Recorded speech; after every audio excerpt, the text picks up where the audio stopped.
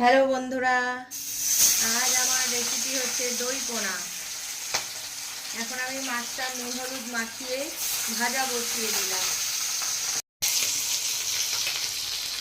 এখানে আমি একটা বড় টমেটো আর 3টে ছোট পেঁয়াজ কুচি করে নিয়েছি, আর একটু লঙ্কা নিয়েছি, আর আদা রসুন পেস্ট ব্যবহার করব। চলুন দেখতে থাকুন।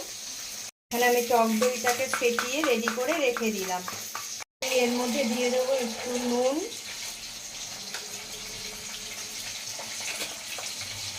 একটু লঙ্কার গুঁড়ো,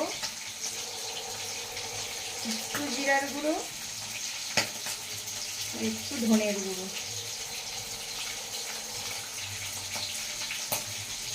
আমি মাছগুলোকে ভেজে তুলে নিয়েছি।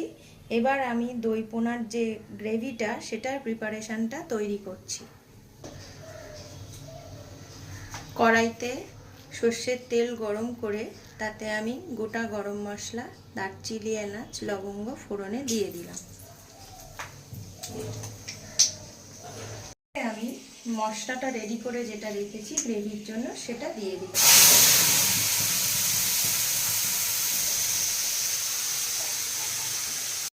আমার মশলাটা প্রায় কষানো হয়ে গেছে। এখন আমি ফেটানো টক দইটা দিয়ে দিলাম।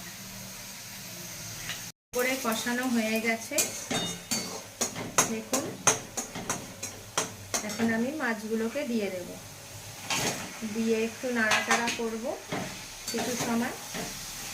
তারপরে আমি ওই মশলা ধোয়া জলটা এর মধ্যে দিয়ে একটু, এবার আমি জলটা দিয়ে দিচ্ছি।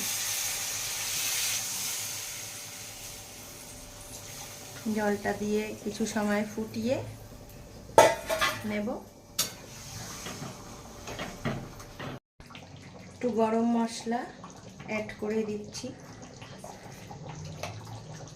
সবশেষে একটু ঘিও দেব।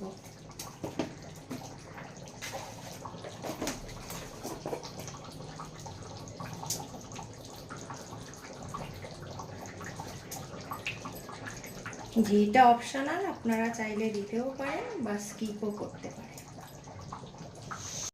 আমার দই পোনা রেসিপি রেডি হয়ে গেছে। কার কার পছন্দ আমাকে জানাবেন। যদি আপনাদের ভালো লাগে তাহলে একটা লাইক, কমেন্ট, শেয়ার করে দেবেন।